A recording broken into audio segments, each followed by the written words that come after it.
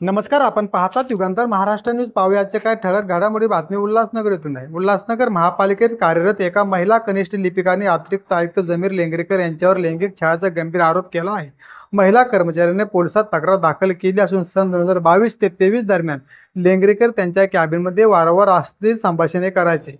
महिला कर्मचाऱ्याचा आरोप आहे की तिने लेंगरेकर यांना असे बोलण्यापासून रोखण्याचा प्रयत्न केला, पण ते थांबले नाहीत. यानंतर त्यांनी उल्हासनगर महापालिकेच्या शाखा समितीकडे लेखी तक्रार केली. समितीने त्याची चौकशी करून 5 सप्टेंबर 2023 रोजी अहवाल सादर केला. मात्र अजित शेख यांनी कोणतीही कारवाई केली नाही. लेंगरेकर यांनी आपली बदली करून त्रास देण्याचा प्रयत्न केल्याचे महिलेने सांगितले. या प्रकरणाचे गांभीर्याने पाहून उल्हासनगर महापालिकेत खळबळ उडाली आहे. पोलिसांनी या प्रकरणाचा तपास सुरू केला असून आवश्यक ती पावले उचलली आहेत. या एफआयआर बद्दल उल्हासनगरचे अतिरिक्त आयुक्त जमीर लेंगरेकर यांनी आपल्यावर लावण्यात आलेले आरोप खोटे असल्याचे म्हटले आहे. महापालिकेत जाहिरात विभागात यापूर्वी मोठा घोटाळा झालेला आहे.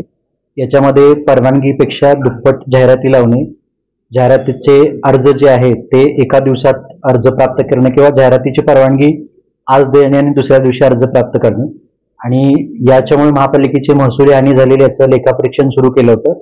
आणि संबंधित जो काही कर्मचारी आहे त्यांनी मोठ्या प्रमाणात महापालिकेचं नुकसान केले.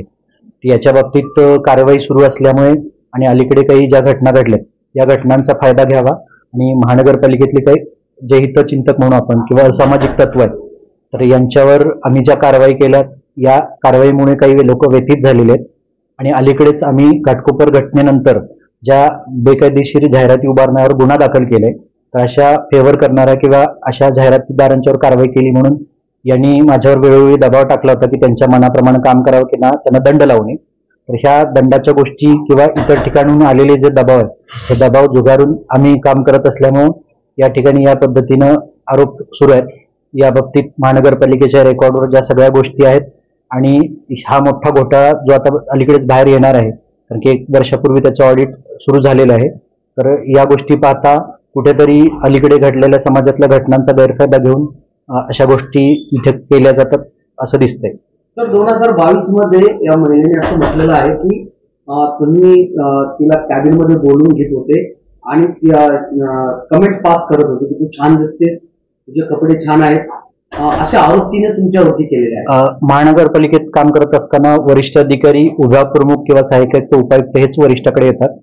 मुळातच आपलं जे एका विशिष्ट कंपनीला फेवर करण्याचं जे काम आहे ते काम स्वतःहून हे लिपिक घेऊन यायचे. यावेळी माझ्या कार्यालयामध्ये सीसीटीव्ही देखील आहे, त्याचं फुटेज देखील आहे.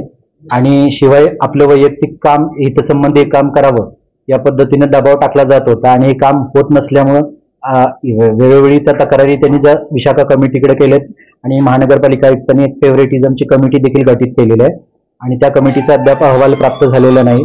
तर याच्यामध्ये हे सगळ्या बाबी स्पष्ट होतील की हे बेकायदेशीर काम किंवा ज्या अनधिकृत काम निमित्त केलेले आहेत आणि ते आमच्याकडून होत नसल्यामुळे त्या गोष्टी घडलेल्या. आणखीन एक आरोप केला त्यांनी की तुम्ही त्या महिला सहकारीला कल्याणला एक, पनवेलला एक, आपण हॉटेलवरती जाऊया, मजा करूया असं देखील त्यांनी तुमच्यावरती आरोप केले.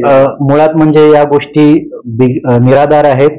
ज्यावेळी आपल्याला काही आरोप करायला मिळत नाही त्या पद्धतीनं मी तर म्हणून अशा गोष्टी सिद्ध करून दाखवाव्यात, कारण की या गोष्टीला कुठल्याही प्रकारचा पुरावा नाही.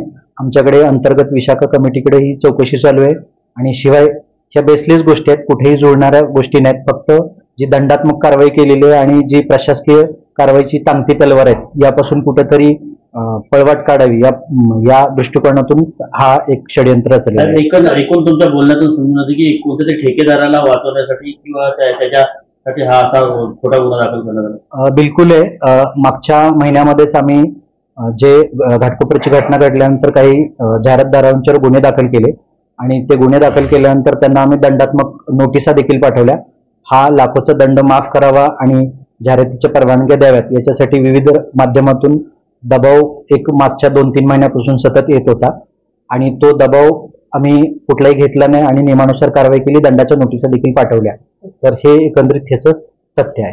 सर, उल्हासनगरमध्ये जे विशाखा समिती होती त्याच्या अध्यक्षपद महानगरपालिकेच्या बाहेरील महिलेला का दिले?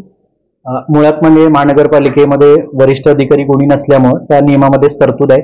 मुळात म्हणजे याच्यावर मी भाष्य करणं योग्य राहणार नाही की हा कायदेशीर बाब हा आयुक्तांच्या अधिकारातली गोष्ट. घाटकोपर प्रकरण नंतरचं आणि ते तुमचं प्रकरण अगोदरपासून चालू होतं. एक मुळात म्हणजे या शहरामध्ये अनधिकृत जाहिराती किंवा ज्या बॅनर्स आहेत याच्या बाबतीत आम्ही 1 वर्षापासूनच कारवाई सुरू केली होती. आमच्या रेकॉर्डवर जर बघितलं तर सपना गार्डन या ठिकाणी अनधिकृत परवानगीपेक्षा दुप्पट जाहिराती उभा केल्याचं आमच्या निदर्शनास आल्यावर आम्ही ती कारवाई केली आणि त्याच्या दंडाची नोटीस बजावल्यानंतरच हे प्रकरण खरं तर सुरू झालं. सर, देखने को मिलता है कि कॉन्ट्रैक्ट बेस में जिस तरीके से आपने कहा कौन सी कंपनी को पंचशील, इसमें क्या कोई पॉलिटिकल इसमें इंटरफेरेंस है? मैं ये जो तथ्य है ये तथ्य मैं नहीं बोल सकता, ये तो पुलिस इंक्वायरी का भाग है, लेकिन फैक्ट्स ऐसे है कि यहाँ पे जो जाहिरात विभाग में जो घोटाला पिछले सालों से चल रहा है कि जिसका ऑडिट होना चाहिए, सालों से यहाँ पे टेंडर